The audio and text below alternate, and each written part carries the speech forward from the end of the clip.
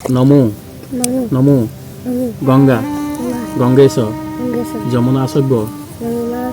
গোদাবৰী এটা হৃদয় বিদাৰক দৃশ্য সৰস্বতী নৰ্মদা এটা নিথৰুৱা কণমানি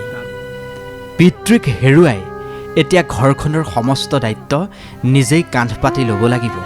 নিবিড় নামৰ এই কণমানিটোৱে নদীৰ পাৰত ধৰ্মীয় ৰীতি নীতিৰে পিতৃৰ তিলনীৰ কাম কৰিছে এই কণমানিটোৱে গোদাবৰী সৰস্বতী নৰ্মদা এয়া মাজুলীৰ ভকত চাপৰিৰ দৃশ্য মঙলবাৰে ভকত চাপৰিত সংঘটিত হৈছিল এক শোকাবহ ঘটনা ১ নং পদুমণিত গড়ৰ আক্ৰমণত প্ৰাণ গৈছিল পদ্মধৰ ভেৰুৱা নামৰ লোকজনৰ আৰু আজি ৩টা দিনৰ পিছত এই দৃশ্য ভকত চাপৰিত ইহাগস্য ইহতিষ্ঠ পদ্মধৰ ভেৰুৱাই ইহ সংসাৰত এৰি থৈ গৈছে এই ৫ বছৰীয়া কণমানিটো আৰু পত্নী ৰুগীয়া পিতৃৰ অৱৰ্তমানত এতিয়া এই নিবিড়ৰ কান্ধতেই সমস্ত ভাৰ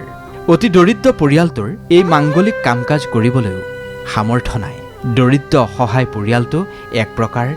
নিৰুপায় হৈ পৰিছে অসুস্থ মাতৃক লৈ কেনেকৈ এতিয়া জীৱন আগুৱাই নিব নিবিড়ে কথাটো ভাবি গাঁওবাসীৰো শোকে খুন্দা মাৰি ধৰিছে চৰকাৰ হওক দল সংগঠন হওক য'ই যেনেকৈ পাৰে তেখেতলোকে আগবাঢ়ি আহি পেলাই এই নিথৰুৱা পৰিয়ালটোক উদ্ধাৰ কৰাত অলপ সকাহ দিয়ক আমাৰ ৰাইজৰ ফালৰ পৰা আমি চৰকাৰকো এটা অনুৰোধ জনাইছোঁ স্থানীয় বিধায়ক মহোদয়কো আহ্বান জনাম আৰু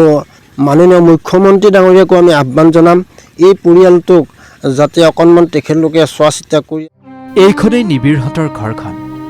ঘৰৰ অৱস্থা তেনেই তথৈবচ পিতৃৰ অকাল বিয়োগৰ পিছত এতিয়া পৰিয়ালটো কেনেকৈ জীয়াই থাকিব এই নিবিড়হঁতৰ কাষত কোনোবা সহৃদয় লোক থিয় দিবনে চৰকাৰে এই পৰিয়ালটোক এক ব্যৱস্থা কৰি নিদিলে নিথৰুৱা হৈ পৰিব পৰিয়ালটো সকলোৱে বিচাৰিছে চৰকাৰে কিঞ্চিত সহায় কৰক আপুনিও নিবিড়ক সহায় কৰিব পাৰে আপোনাৰ অকণমান সহায়ে নিবিড়ক জীয়াই থকাৰ সাহস যোগাব মাজুলীৰ পৰা হিতেশ কুমাৰ দলে DY365